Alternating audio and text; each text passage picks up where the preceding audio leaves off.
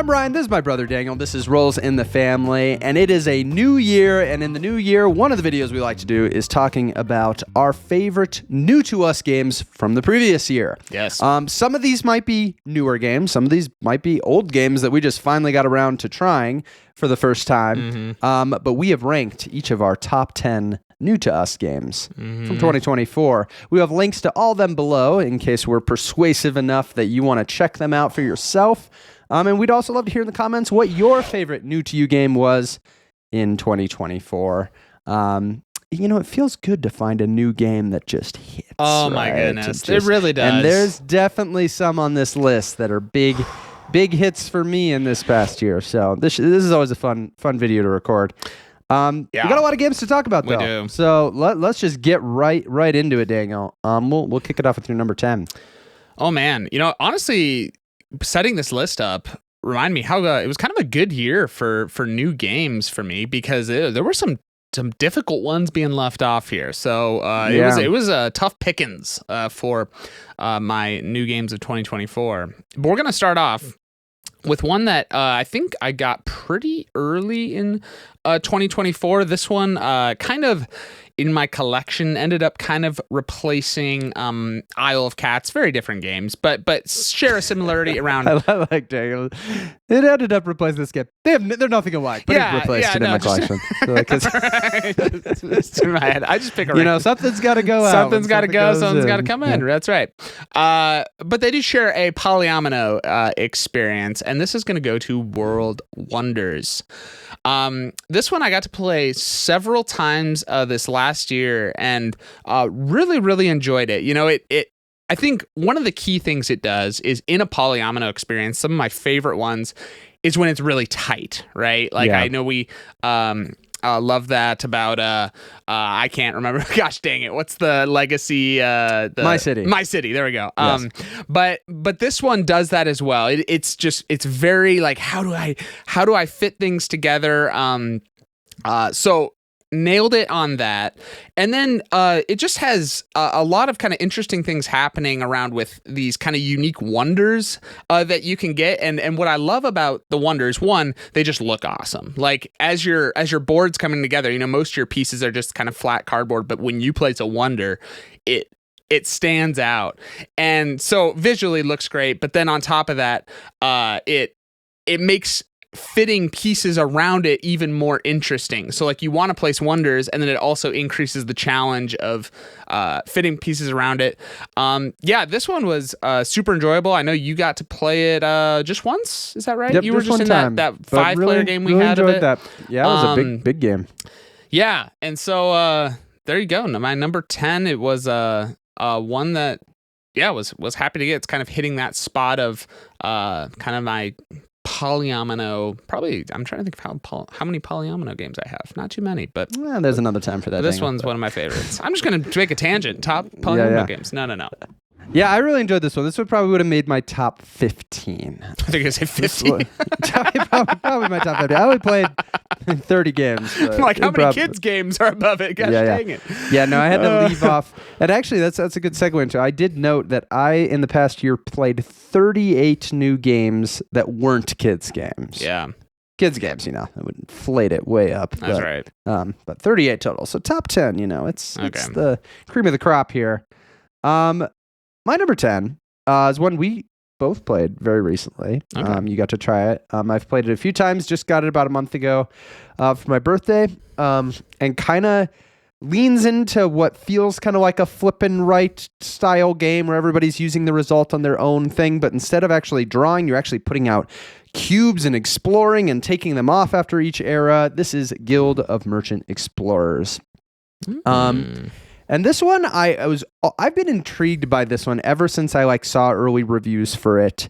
I just really felt like the things that I was seeing in it and people saying were good about it appealed to me. Mm-hmm. And the things that people were saying they didn't like about it were the types of things I was like, I don't think that would bother me that much. Like some of the fiddliness and stuff.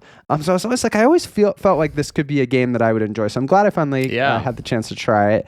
And so far I've been really pleased with it. It's a quick game, like especially if people know how to play, you're probably able to land closer to 30, 45 minutes, maybe even faster if you're playing 2-player. But I love this element of kind of, it really gives you a feeling of exploration. Like you've got this big map and where do I want to go and how do I want to explore? But I love that paired with the fact that it resets. And like, if you want to be able to start further away on the next reset, you need to complete exploring a section so you can bring in a village because the villages stay. Mm-hmm. And so there's not a lot of games that do this kind of like the board resets, but certain things are different because of what you did. I know a game that I haven't played. There's the Reine Knizia game, Amun-Re, which is a auction style game that has a similar thing with these two very like the ages passed and there's like remnants on the board of what happened. Actually, another really good example is Brass, right? Because Brass, you do the whole canal era. That is a really good example of that. And then things come off, and then like the board state going into the rail era is different. I love that mechanism. I think it's so cool to kind of go into the second phase, and it's like you see the history of what you've done so far, right? But the opportunities are new because of that history. So this is a fun implementation of that and kind of more of a work on your own puzzle type of game. And I've really enjoyed it so far. So that's Guild of Merchant Explorers. Very nice, Ryan. I'm glad we sat down and collaborated on our list beforehand because my number 9 is going to go to the Guild of Merchant Explorers. Well, that can't be true because I do my list in advance and you do yours 5 minutes before we film the video. I just do it on the spot, Ryan. I just I'm like, okay. No, I totally agree with you, Ryan. I've realized I really love the mechanic, and there's several games that kind of do this, but in this one where in this one, it's, I don't know how many cards it is. It starts out at like 5. There's like maybe? 5 basic ones plus like the era specific ones, but where you know what's going to get flipped, but you don't know the order. And what's interesting is someone could look at that and say, oh, well, then it's just luck of how it comes out. But I love it because it's the strategy of how can you position yourself for flexibility. Like when a bad card gets drawn, I don't feel like, oh, that was really unlucky. I more so feel like, oh, I didn't position myself well for that because I took the risk. I took the risk could happen. and it backfired. And so I love that because it's just a totally different way of thinking about things, of exploring in a way versus you're not as much thinking optimization. You're thinking, how can I keep myself as open where no matter what comes out, I can, take advantage of it. And you also have a good idea of like what you can accomplish in an era. Like you might be trying, there's these like towers on the outside that if you can get all the way to them, you can score them. Yep. And you can kind of be like, okay, well, I know I'm only getting these 6 cards. Like, is that enough for me to get there? Is that enough for me to get this village out? And there's times where you go like, oh, like it's going to be, I shouldn't even try to get a village here because I'm not going to have enough grass results to finish that the way it is. But then I love with those powerful abilities you get, that really plays into that like not just wanting to keep your options open, but wanting to make sure that when that card comes up, you can use it to its fullest. Do something big. Because if you like are in a situation where you get your super mega power and you're like, man, I can't even really use it that well. So it is fun to kind of just make sure like you're able, because so much of the success in the game is being able to really capitalize on these powerful abilities that are also unique to you, which is a fun aspect of the game. Yeah, it's got variable of those abilities that are powerful. I only played on one of the maps, but there's 4. There's 4 of them in the box. So man, I've only played 2 of them. Really, really like what Guild of Merchant Explorers is doing, and that's why it's my number. Each map also has, I think, like 6 of the objectives that you pick 3 or something. So there's like variability even within the maps itself. Ryan, do we like variability? I don't know. We'll have to ask our viewers. Stay we'll put tuned. a poll. Stay tuned. Poll, yeah. All right, my number 9 is a game I was awaiting for a long time to deliver, the joys of crowdfunding. And it is one that finally had the chance to try a couple times this year. Very deluxe premium like it just looks great on the table, and it is throwing a bunch of fun modern mechanism into the pot, and just like I would not say it's like an elegant design, but it's just a lot of fun things going on. And this is Wonderland's War. And so Wonderland's War combines, we are big fans of Quacks of Quedlinburg, the bag building. It has that, also has very nice like clay chips, so you know you get the nice clinky clink in your bag. But you've got that piece of it, of you're building this bag, but the bag is going to filter into this area control game where when you go to resolve each area, everybody's going to be drawing from their bag, and like it's going to be advancing them up the battle track, almost kind of like you'd go up your track in Quacks. But whenever you draw one of the bad chips, think like white chips in Quacks, that's what like eliminates your units in the area. So your units aren't adding strength, they're just allowing you to go long, push your luck longer, because they eat up hits that let you keep going. And you have to decide when you stop, because if you lose all your people, like if you draw one and it kills your last person, then you go back to 0 on the battle track and you can't place or win the region. But it is interesting because everybody else is going in, and you can see where everybody is on the battle track, so you can and how many units people have left. And then you add in that like the chips have different abilities, that they do different things, and like you might get units. There's these like Wonderlandians that you can get, these like special units that have their own special abilities. And so it's all very cool, this kind of area control way it resolves. But you lead into that with this tea party phase. You always go tea party phase and then the like battle phase where you resolve all the battles. And the tea party is like this card drafting where there's cards all around the table, and all the cards give you different benefits in the game. They might give you specific chips into your bag. They might let you unlock abilities on your unique, you know, I might be the Mad Hatter, or it might be Alice, because if you haven't caught on, it's an Alice in Wonderland theme. But it's got the mechanism of you can go as far as you want for a card, but you can never go backwards. So you have to kind of decide like, how much do I want this thing?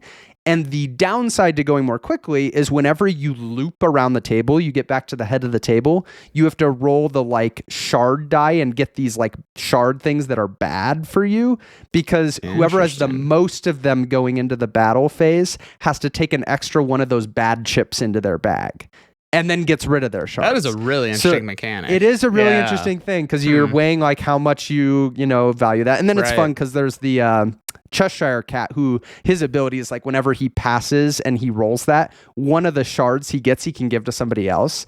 So he can kind of like just like pushing crazy. It more. Yeah.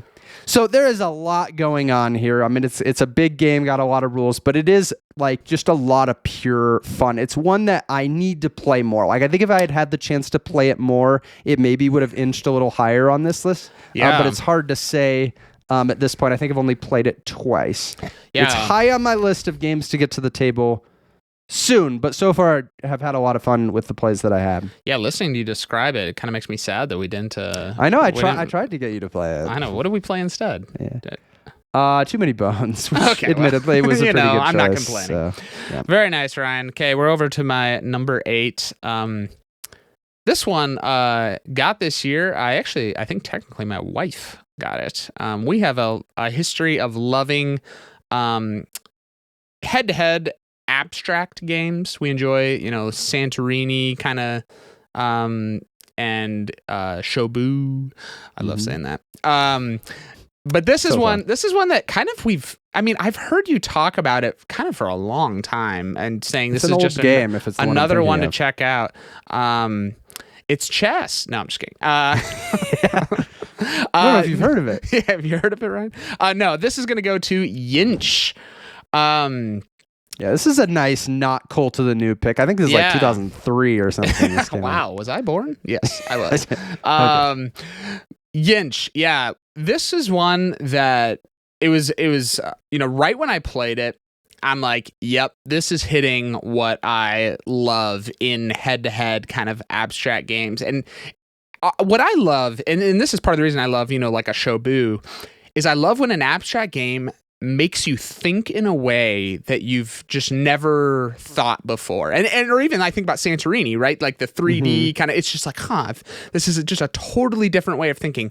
Yinch does that as well, because this whole mechanic where you have these rings, and on your turn, you first place one of your chips within your ring, but then your ring can move in a straight line and it flips to the other side all the chips that it jumps over. Yeah. And essentially what you're doing, I think it's 5 in a row.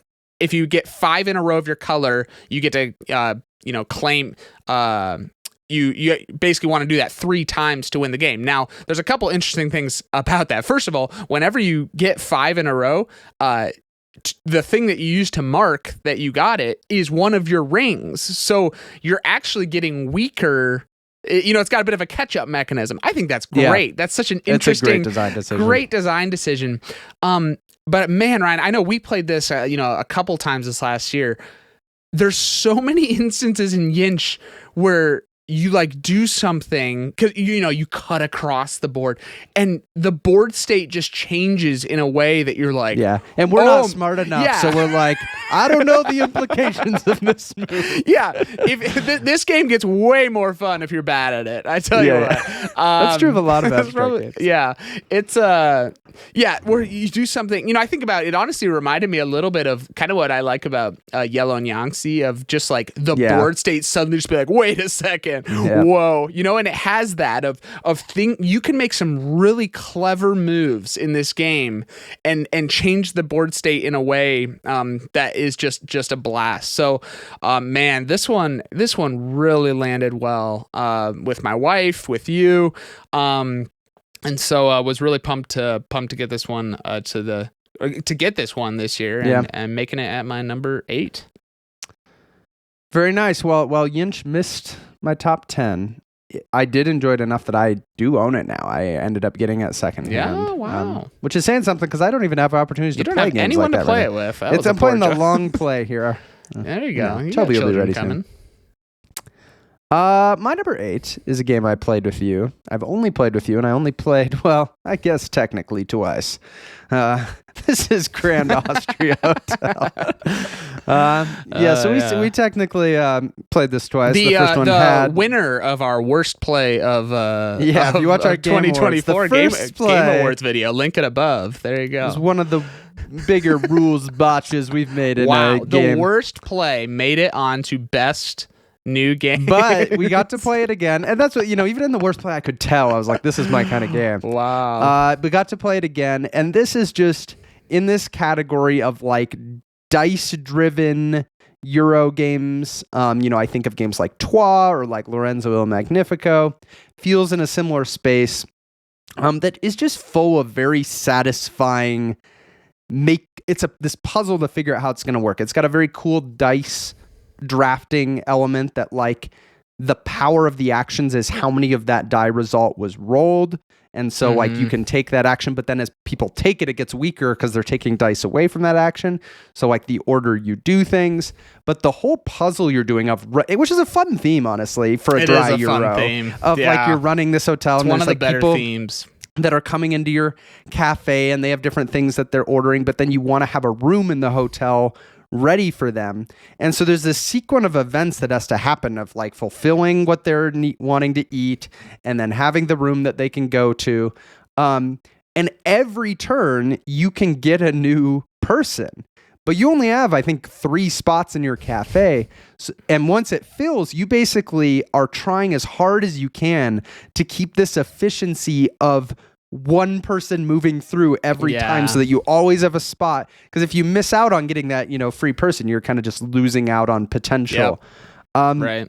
So very crunchy, fun puzzle there. You add in the cards that maybe aren't as powerful as I initially thought they were from our first game, but are still a fun twist of like you get your unique hand and how am I going to use it this game to kind of drive my strategy. There's some other variability in the game. I'm forgetting exactly, but there was some stuff with like the objectives that you race for, like the first people to get it. That's variable every game. Yeah, there's variable. Yep. So there's enough kind of variability throughout the system that I feel like I'd want to keep coming back onto it. On top of the fact that core dice mechanism, every turn is going to ask you to be very tactical with, okay, regardless of what my strategic plans were, what's the best way for me to use these die results the most efficiently? I know. So this is one I really enjoyed it. I could see myself wanting to add it to that Calyx cube. I could see it looking real nice by Twa and Lorenzo there.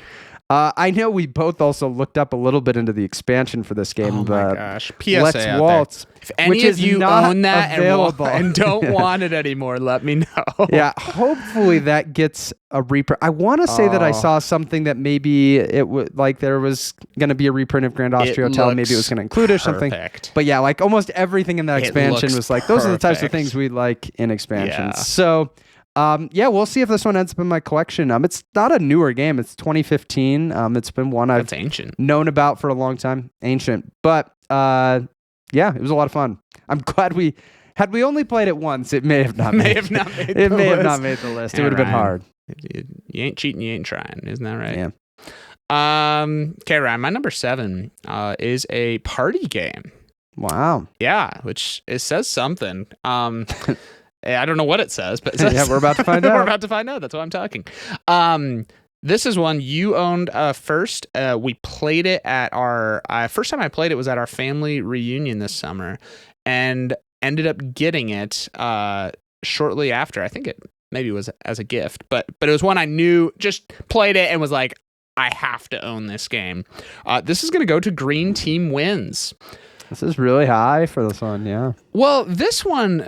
Just and maybe it was because like I've only played it basically there, but it was perfect. It was perfect for that situation. It was perfect. I mean, in this game, basically every turn round or whatever, there's kind of a different question. Oftentimes, it might be like an either or a best of three. And the other type is a fill in the blank. It'll be like space blank, and you got to think like, what would I fill the blank in? And so what's interesting in this is you're not trying to necessarily get the right answer. You're trying to write the answer that you think the majority of the people in the group are going to write, because if you're in the majority, you get a point. That is so much fun, and so much fun, especially when you're playing maybe with some, like we obviously were playing with relatives, and so it was really interesting with that. But I think even maybe with people you don't know, like it could be even a good game for kind of a getting to know you game. Yeah, it's a good icebreaker game. Because man, as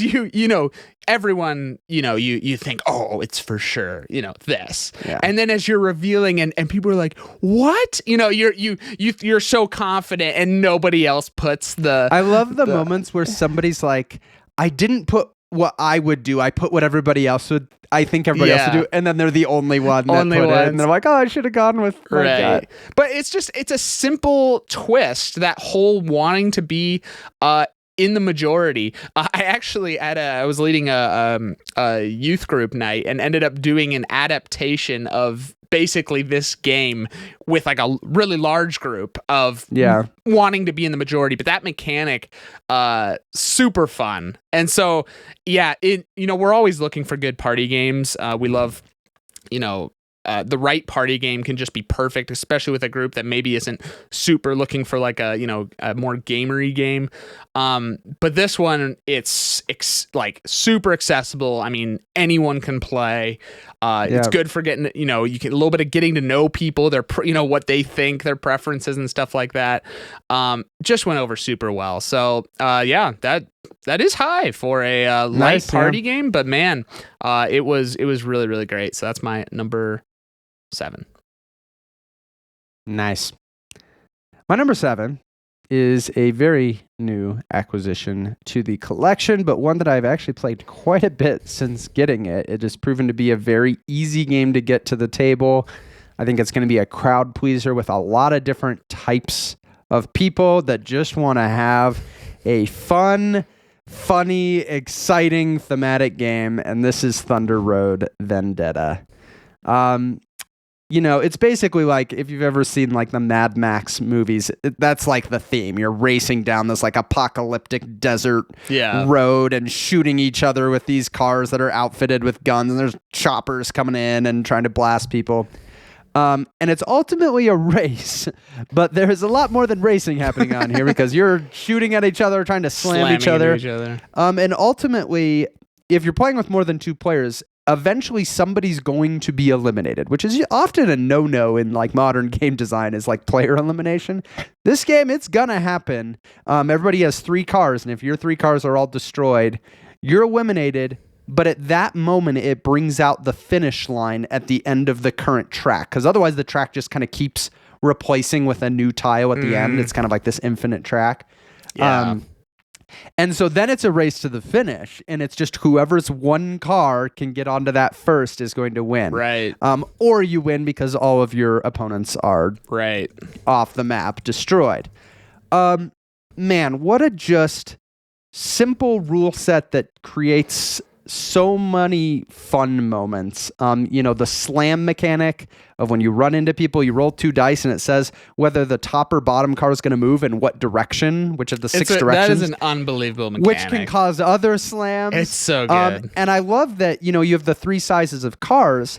If the cars slamming are the same size, you just take the die result. But if one of them is bigger, the owner of the bigger car can ask for a reroll, which is a great way to just like actually give those cars different, properties. Like the small cars, they get slammed around a lot more. But on the other hand, when you're firing at a car, the odds of hitting are higher with the big cars and less with the smaller cars. Yeah. So each car size has kind of its own advantages. But man, I love the variability, one, in the map tiles, and I have the Carnage at Devil's Run expansion that like doubles the amount of map tiles and adds things like fire and ramps and all these fun things. But then the fact that each of these map tiles also has all these hazard spots on it, that you put all these hazards, which is from a shuffled pool of a ton of hazards. And who knows what the map is looking like now? The only way you know what a hazard is someone decides to drive over it. And there's a lot of times in this game where you're like, I can go slower and go around, or hit the hazard. I can go over this hazard, and you got to kind of decide when it's worth it. And a lot of times the hazard might not be anything bad, but sometimes it could be a mine and you take damage, or it could be a ramp and you're jumping when you didn't think you were, or now you're on fire, which is another fun mechanism. I love being on fire in this game. Every turn you might blow up, but you might go faster. That's worth it. Just so much pure fun injected into this game. Great presentation. It has a very good look to it. And yeah, if we were saying like favorite new additions into the collection, like looking more through the lens of how they fill out or fit niches in the collection, this would be even higher for me because it really fills something I don't feel like I had. Yeah. And so I'm excited to play it a lot. My son really enjoys it. I mean, it's a game, honestly, that can work very well with adults and kids. Like kids will just like have a blast with this game. Or cry. So very fun one. I'm glad it kind of lived up to what I wanted it to be. Yeah. That is Thunder Road Vendetta. Very nice. That is a great one, Ryan. My number 6 is a game that we both own. And I think just as soon as we played it, realized this is totally different than anything we have and just really hits, I think, even that larger group experience that we were looking for in it really well. This is going to go to Ready, Set, Bet.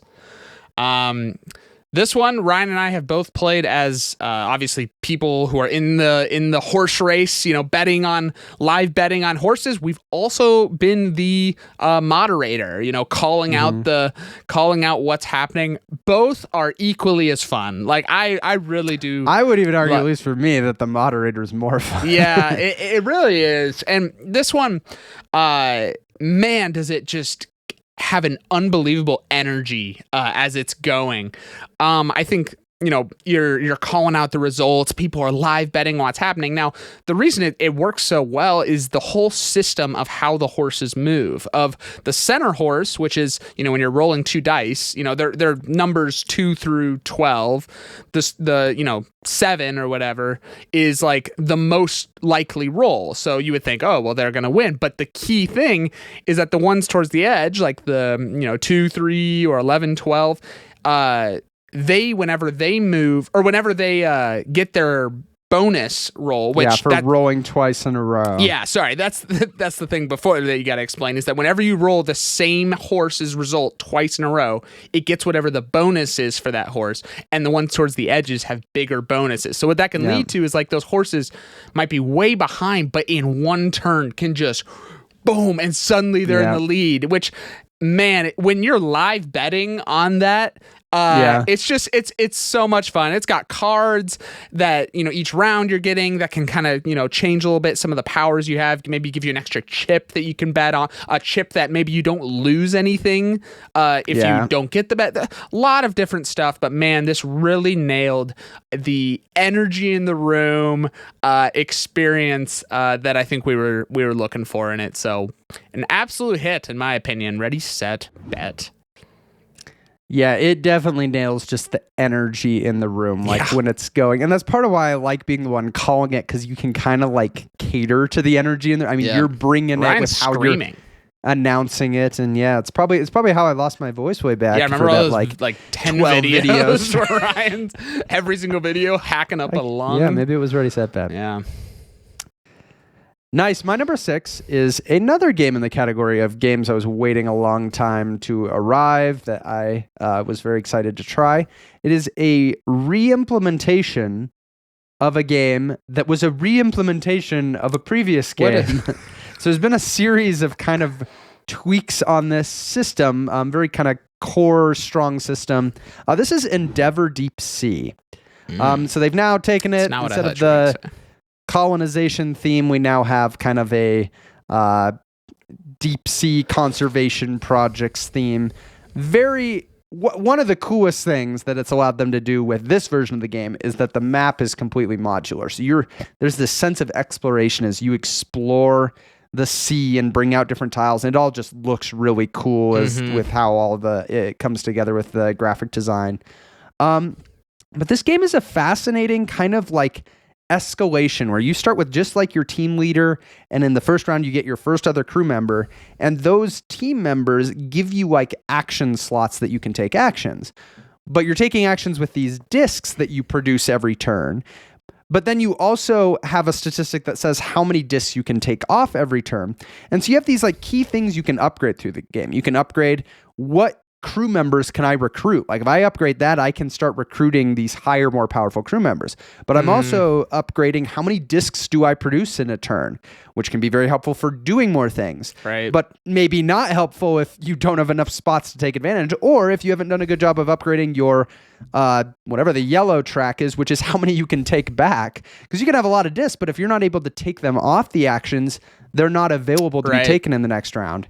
And then the final one determines your submarine movement on the map and how many subs you have. So each of these things, going in every game, you always go, oh, I really need to upgrade that one. But then you say the same thing about the other 3, and then you're like, well, something's got to give. I can't upgrade everything. You got to kind of like decide what you're pushing more into and what's most important. But then it becomes this awesome, layered onto the exploration is just this like tactical taking advantage of opportunities.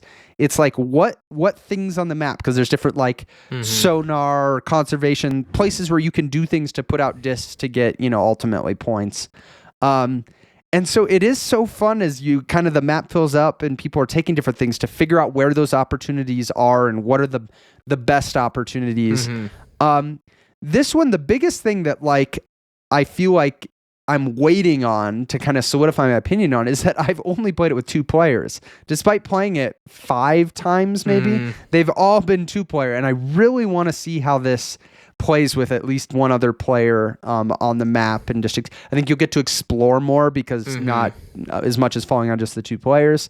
But I've been very impressed with this one, and it fits into a nice spot that I find hard to find games that are kind of more in that like 90-minute game, but still feels kind of like a big game and gives you kind of that bigger experience and has kind of the variability to keep coming back to it.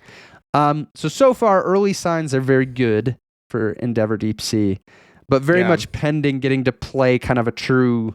Although I will say it plays well at 2 players. I haven't been like disappointed in those plays. But I think it's going to shine the most at like 3 or 4. But yeah, definitely positive enough impression so far to make it this high on my list.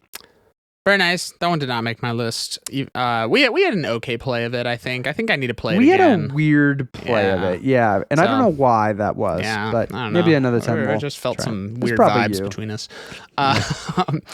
My number 5 has already been mentioned, but clearly I like it more than Ryan. a game that is just pure joy, pure fun, and honestly, I was very shocked at how fun this was. This goes to Thunder Road Vendetta. Number 4. Ryan, mentioned a lot of kind of my thoughts already, which was very rude. But this one, I think, I am a big fan of games that make you feel thematically what's happening. I mean, there's a reason like Nemesis is one of my favorite games of all time, is like you feel like you're in this, horror alien ship.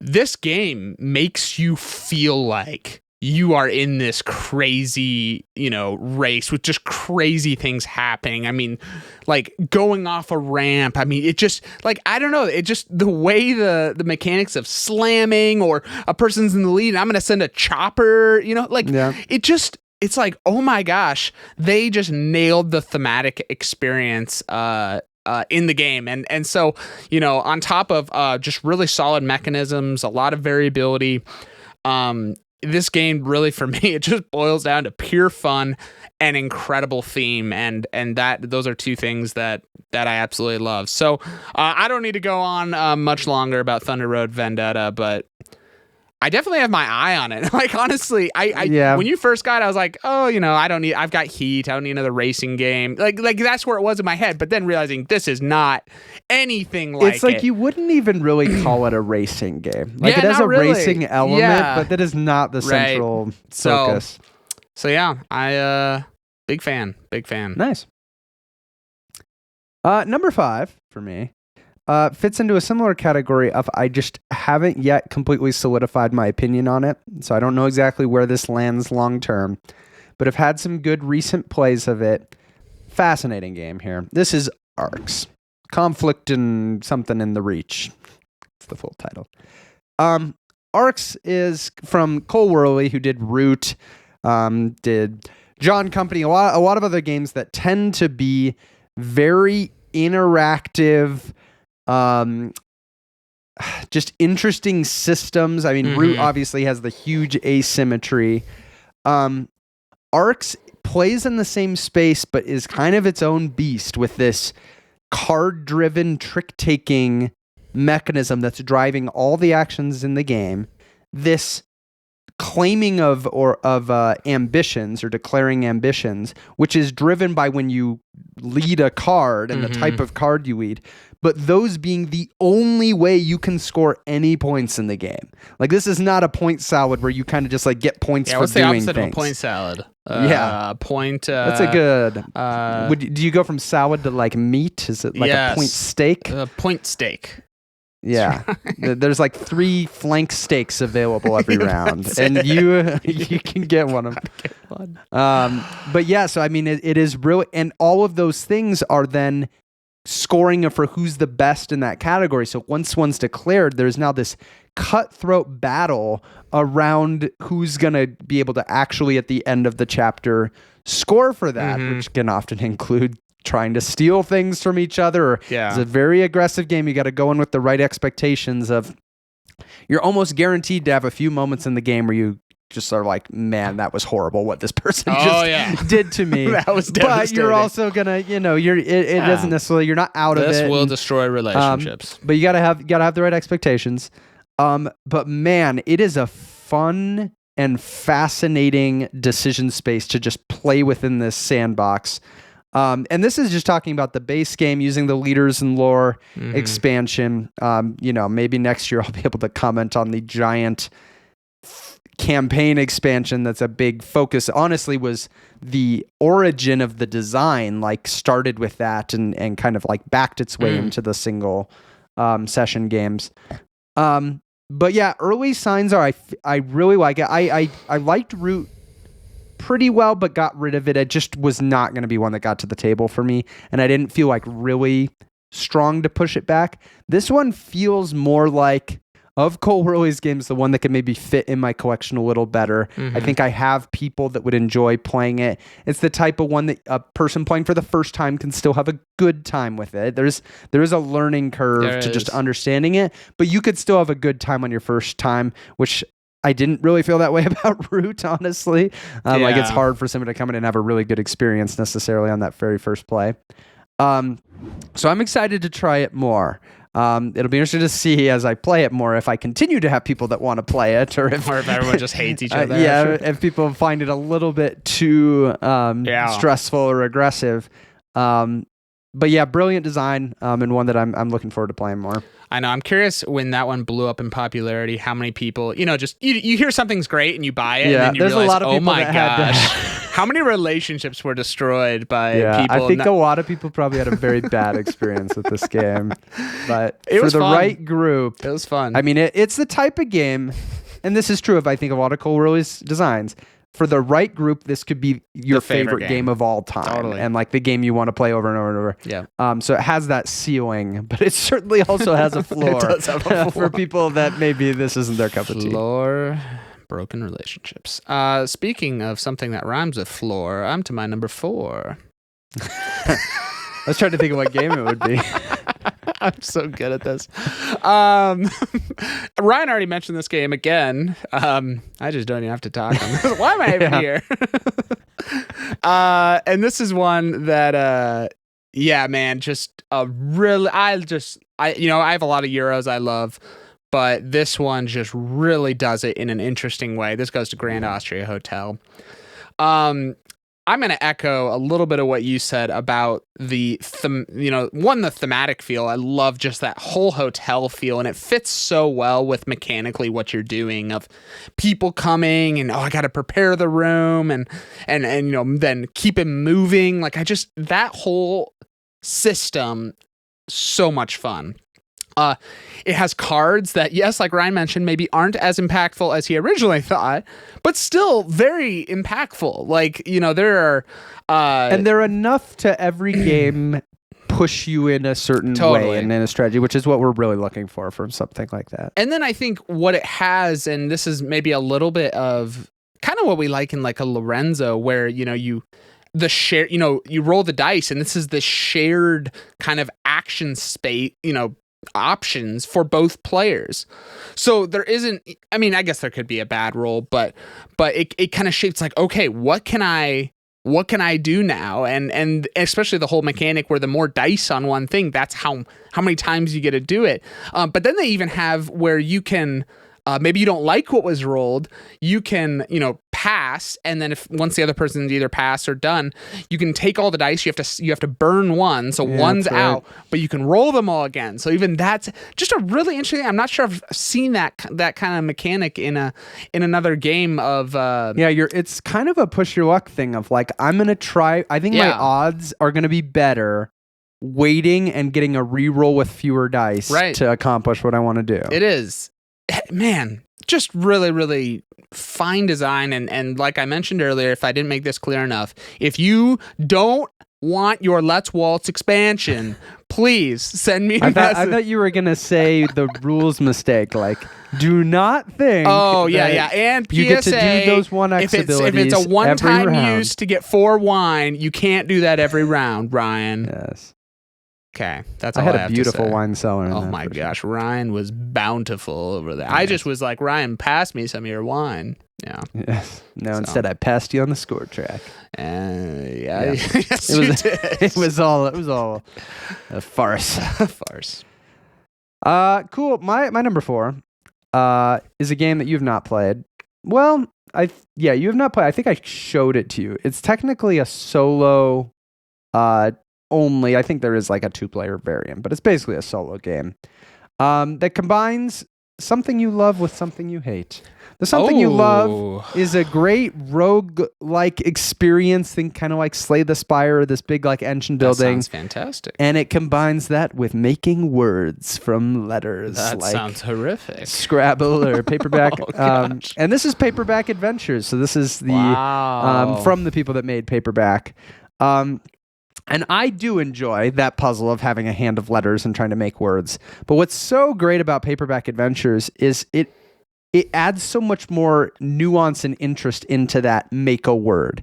Because like it isn't just like what's the biggest word you can make. Okay. Whichever you're going to make a word, but then you get to splay it a certain way, which is either going to splay more to like your defensive abilities or it's going to go more to the offensive ones, generally speaking.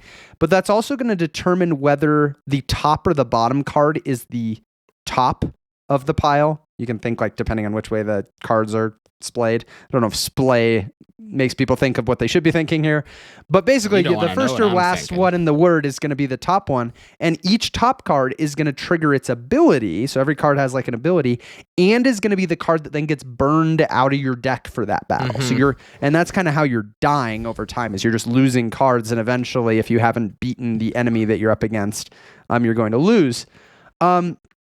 And it is a lot of fun, and it brings a lot of what, I like about a game like Slay the Spire, where the characters have unique abilities and their unique kind of card pool with abilities that play into that. You've got kind of the special items that give you ongoing, they're called MacGuffins in this game. They give you these ongoing, I think you have to spell it? It's sure, written on the card, but yeah, it's a MacGuffin. I think it's like something like a movie that's like a key iconic object or something. I don't know. You can look it up on the internet. But you also have like items. There's kind of an energy thing that you can use energy to trigger these items.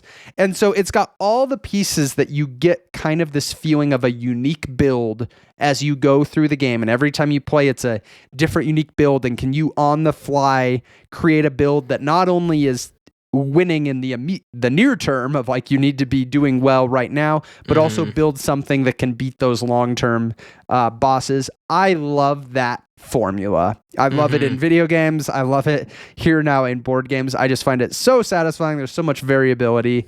And Paperback Adventures does it really, really well. I played it a lot earlier in the year and actually haven't played it as much recently. I really would like to get it's not a short game to do like a full 3-act thing. But it's a good one. I've been really happy with this one and could see it being one I play many times in my solo gaming into the future. Solo in words, that sounds horrific. I will not be playing that. Some good quality time myself. My number 3, Ryan, is an interesting one because it is very fun, and yet there's part of me that wonders, is it going to get replaced? It's a big game, one that we played together once. But what was it? I thought you had played this before this year. No, I got it before this year. Oh, okay. It sat on the shelf for a little while. But I think I snuck in the first play right at the beginning of this year. This goes to Dwellings of Eldervale. This one is, I think the core mechanic that I love in this game is this whole, like, you're placing workers out there and everyone has kind of their own unique faction, and you're going out onto these tiles and collecting resources. You're maybe going and fighting either your opponent or monsters. But then as you place all your workers out, you're going to call them back, and when you call them back, any of the ones that are still alive out there can come back and take actions on cards that you're kind of building up throughout the game. So it's this kind of back and forth. They've turned the recall, phase into an actual, like, really core and fun part of the game. So at just a very simple level, that's a very fun kind of twist on it. But I don't know, this game just really landed well for me. I used to own Scythe, and kind of was a very different games, but similar in the sense of like a map and kind of that hybrid game of like there's some conflict but also resource gathering and stuff like that. And I don't know, this one for some reason I think just landed a little better for me. I find I like that conflict isn't like brutal in this game. Like if I go attack you, in fact, you actually even get a reward for dying. You get a little sword, which can help in future fights and stuff. The downside is that if you die, you can't, when you recall, go back and take an action and stuff like that. But yeah, I don't know, between the variable kind of the factions, you're going out and ultimately like there's all of these cards that you're trying to kind of accumulate to build up those actions that you can take when you come back. And then obviously there's this kind of shared it's not the score track, but like where you can go up in the resources, which that correlates to a lot of the end game scoring and stuff like that. This one, I think probably the best experience I've had with kind of one of those hybrid type games, that kind of has the resources, has conflict, stuff like that. I say it might. I'm interested to see if it'll stay in the collection because I have now been watching videos about Andromeda's Edge, which looks very fun and also might improve on some things. I'm curious. So I feel like that's one I got to try eventually, but for now, always hard when they come out with a game that's 90% the same. I know, it's figuring out, is the bones 10% better? Like that's what you got to find. So that is my number 3. Nice. I did play Dwellings of Elderville once. I would not say it was a good session for me. It's hard to say where this would land for me if I got like a good real play of it, where I, don't continually shoot myself in the foot by forgetting key rules or. But we'll look past that for now and move on to my number 3. Yep. This very much was a year of, I've already said it a couple times, games coming in that I had been waiting for a while to come in. That trend is going to slow down to pretty much a halt because I have almost entirely stopped backing crowdfunding campaigns. We'll talk about that more in a future video. I keep saying that. I know, I keep saying that. Really playing the long game here with this tease. But this is Foundations of Rome. And Foundations of Rome is definitely on the more absurd side of the crowdfunding things that I backed of like, okay, this is a giant full Calyx cube sized box with over the top minis for all these buildings of building up Rome. And for a game that is not a big epic game, but like a very accessible gateway game, like maybe Gateway Plus, depending on what modules you're using and stuff. Which there's a lot of people that would say like, oh, like why for that type of game does it deserve that production? I personally don't like that argument. I'm like, production is kind of independent of the game situation. Production can make the experience more fun. It's true. Why not allow people that, like this weight of games to have that enjoyment? Like it isn't just reserved for people that want to do these big and now they have Foundations of Metropolis. So, you can and they do, yes. So now there's a much more accessible entry point to try this game system. And that's probably the right choice for most people. I know for me, and I'm even with Foundations of Metropolis out, I am still very happy to have my copy of Foundations of Rome. And part of that is I really like having this accessible game that still has this big wow factor with the table presence. And there is honestly some fun that is added to the game, being able to grab these chunky pieces that you're putting out. And as you build up Rome, you're getting this beautiful 3-dimensional, it's very cool. So it does add to the game, I think. And it adds it without adding any overhead of, because like a lot of games, it's, oh man, the setup is so much more than all this. They did an excellent job here. You pull out the player trays, give everybody a tray, you open your tray and everything's ready to go. The trays are functional because as you build things, they show you what you're producing. But man, this is just a great core system. I mean, it is really hard to design a game that's in this kind of like, it reminds me a little bit of Ticket to Ride because it's got that like, there's 3 things you can do in a journey. You're either taking money, you're building something, or you're buying a plot of land so you can build in the future. So simple, but like so much interest can come out of that. And there's so much tension between those actions of, like I could buy this now, but then I'm going to have no money. So if something comes up, like I'm going to be forced to take money next turn. There's always tension between the different things that you want to do.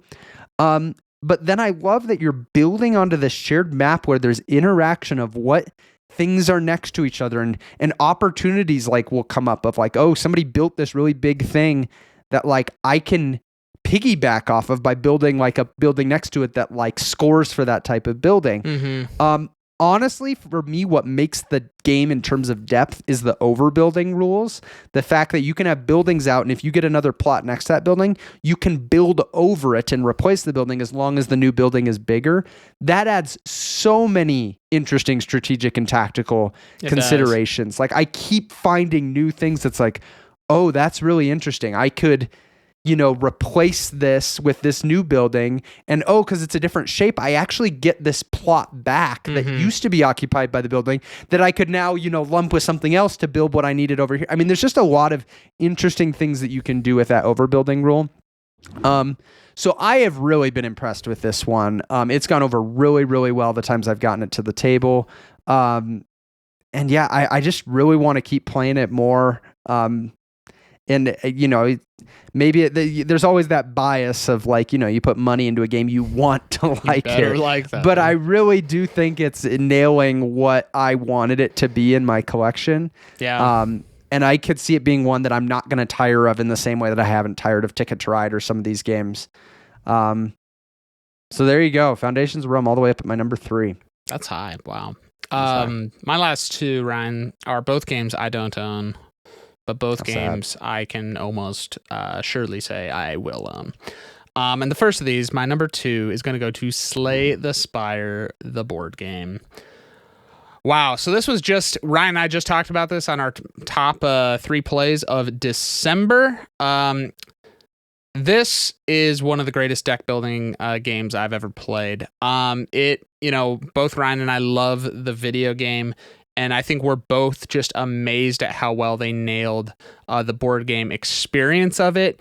The continual just upgrading loop of getting things is one of the best I've seen in a board game. Like, it is just happening over and over and over. Plus, on top of that, the fact that your entire like card upgrade deck is unique to your character, that is bonkers. So, and every card is double-sided in the sleeve. It has an upgraded side, and that was such a genius way to do that, man. Like, they took a video game that is fantastic and they implemented it in a board game.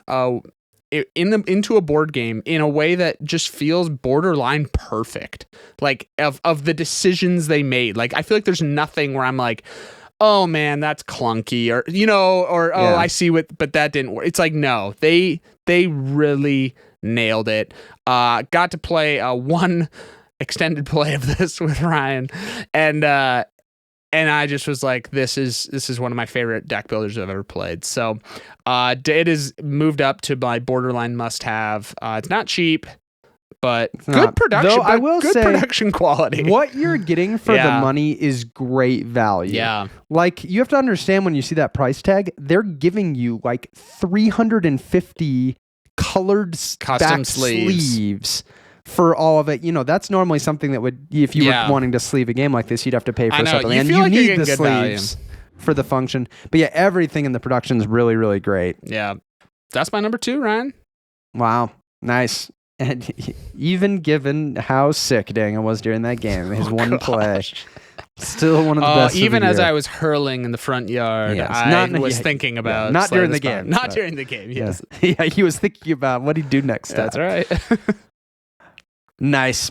My number 2 is a game that is the third evolution, or second evolution. It's the third in a series of games that we've been in since kind of the early days of when Terra Mystica first came out. Then Gaia Project made some changes to the system that I personally preferred and really enjoyed Gaia Project. But now Age of Innovation came out. And when it came out, it was really like, what could they have done that's going to make me like want to jump ship again from Gaia Project, which I now really enjoy as a top 10 game. Mm-hmm. And, I started looking into some of the changes and I was like, man, this feels like they may have just dialed. It's almost like they had me in the room. Right. They were thinking to about you. Dial in some of these things the way I would personally want them in the game.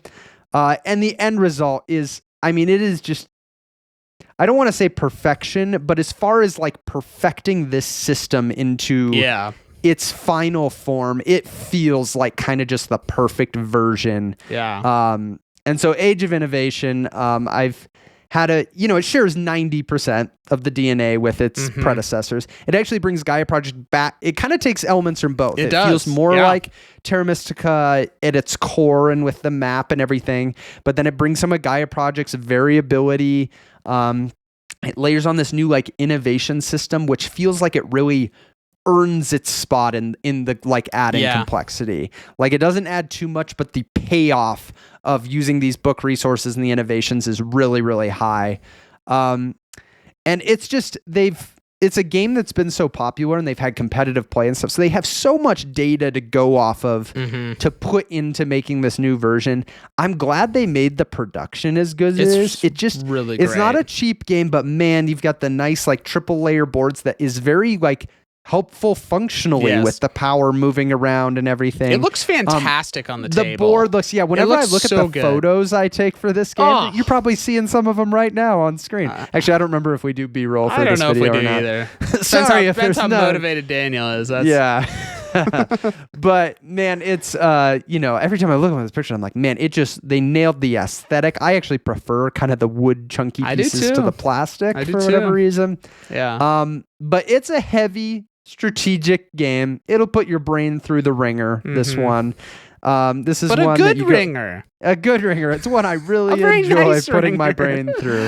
In a round, figuring out what all can I accomplish with the resources I have, and the kind of upgrading of getting those different powers. Every time I talk about this game, I just lament the fact that I've now learned 3 games that all use different terms for all the same thing. So I have lost my ability to talk intelligently about this game. I forget. But it is excellent, and I suspect it's going to be a decent segue. I could be wrong. Oh, wow, Ryan. That's bold. No, you're right. My number 1 of the year goes to Age of Innovation as well. Ryan, this one...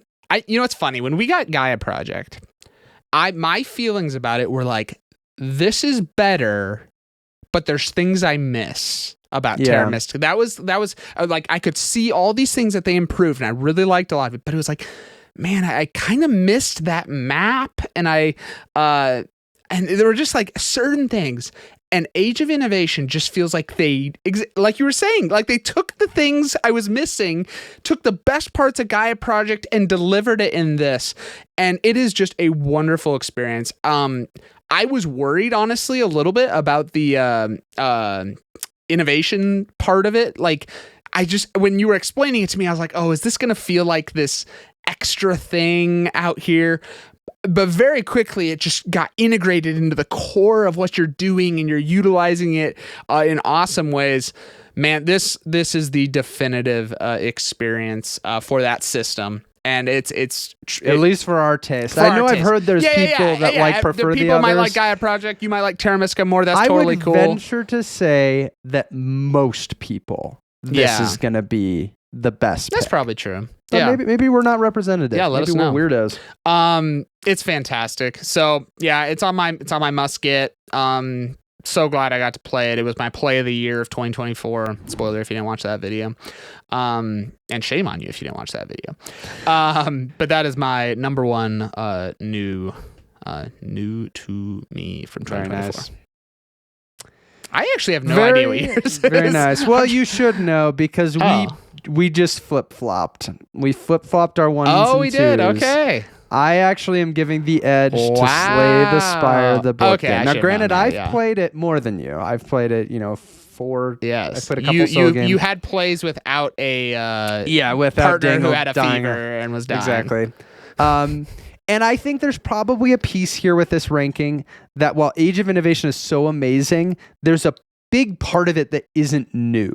Yeah. And I wasn't holding that against it, but I think when I was comparing these two, Slay the Spire is definitely the one that is a big new addition to my collection. And like you said, I mean, it just feels like they couldn't have nailed the transition to the tabletop any better with this system. There's so many cards that, if you're familiar with the video game, you know what it does in the video game, and you're like, I see how they kept the spirit of this, but made it more streamlined and made it so easy to work with. When you're having to do all the upkeep, you don't have a computer doing it for you. It plays so smooth. Like, it really plays so smooth, which was my maybe biggest worry is like, this is the type of game that could have just too much. Yeah, was it going to feel tedious? Upkeep. Yeah. Their decision to have the single die roll per round that affects the resolution of all relics, of all enemies that have that, is such a clean way to handle that. Yeah. It's so quick to do, and it's so interesting because the result of that, it adds so much excitement and uncertainty into how the battle is going to play out and which things are going to trigger. And like, sometimes a relic you really needed doesn't trigger. You have other battles where it's like, oh my gosh, I think we had some examples of we rolled like our best die result 3 times in a row, and it was like amazing for us, and that feels awesome. And just the escalation of getting to build up your deck, and every battle is such a tight loop of getting to try it again, shuffling and doing it. There's so many great mechanisms of being able to upgrade cards, being able to take cards out of your deck. And then you pair that with the fact that you have all these relics that are also playing into your build of what you can do well. And the variability of the enemies and the map and the way you go through it. I mean, it's almost everything I'm saying is also an advantage in the video game, but because they ported it so well, you're getting kind of the fullness of all those benefits here. And the absolute foundation of what's making it so amazing in the board game form is now this co-op play, sitting across from somebody, talking about how we're handling this and helping each other, and getting to share the glee as we make our own builds. It's so fun. And it's a game that feels like it has that kind of infinite replay value. Especially because they've, the video game, they added in there's going to be the ascension levels of ways you can make the game harder. So if you want to keep achieving in the game, that's so good. You can. But here's the thing: if you find the difficulty you like playing with, it still has infinite replay value, really because you play with the different characters and relics. Every time it's going to be completely different. And so I'm thrilled with it. I talked about how had I never played the video game and played this, I would just be blown away by how fun it is, and and it's this weird dynamic of having spent so much time with the video game, and it's a lot of things are so similar, but it's so good. I mean, it really is for people who like deck building, who like cooperative play, who like engine building, that getting a unique build over the course of a session. It has kind of a big epic feel if you play a full 3 acts, but with a pretty low rules overhead, and plays very smoothly. Great new addition to the collection in Slay the Spire. Thanks for watching the video. I hope you were intrigued by all of these new games we got to the table, and if any one of them caught your eye, we've got a link down below. That's one of the ways you can support us and the channel, so we really appreciate it.